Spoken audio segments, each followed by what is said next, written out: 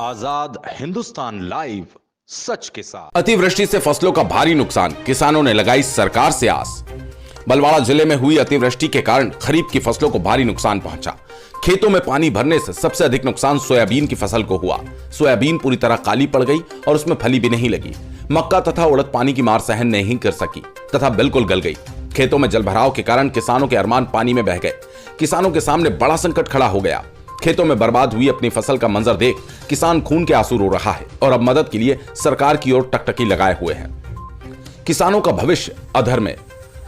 हालात की गंभीरता को देखते हुए मुख्यमंत्री शिवराज सिंह चौहान ने प्रदेश के सभी कलेक्टरों को क्षतिग्रस्त फसलों का निरीक्षण कराकर मुआवजा राशि देने का निर्देश दिया। लेकिन जिन किसानों की फसल बर्बाद हो चुकी है उन्हें बिल्कुल भी भरोसा नहीं कि उनका जितना नुकसान हुआ उतनी भरपाई हो पाएगी।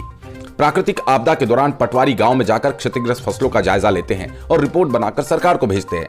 लेकिन सरकारी ढांचे के ढील ढाल पूर्ण रवैये की वजह से किसानों को ढंग से मुआवजा राशि नहीं मिल पाती।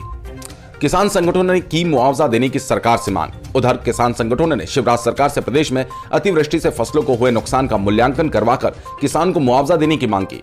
सरकार किसानों को दर्द समय पर समझ जाए तो ठीक, नहीं तो इसका खामियाजा आगे सरकार को भुगतना पड़ सकता है। किसान नेता विकास यादव का कहना है, अतिवृष्टि के कारण अन्नदाता के सामने आजीविका का संकट खड़ा हो गया। सरकार फसल नुकसानी की मुआवजा राशि यथाशीघ्र किसान को दे। इस बारे में जब कृषि विस्तार अधिकारी BS सेंगर से बात की गई तो उन्होंने कहा, फसलों से नुकसानी के सर्वे का कार्य चल रहा है। अभी सूचियों को अंतिम रूप नहीं दिया गया। शीघ्र ही रिपोर्ट बनाकर सरकार को भेज दी जाएगी। बलवाड़ा से राहुल अग्रवाल की रिपोर्ट।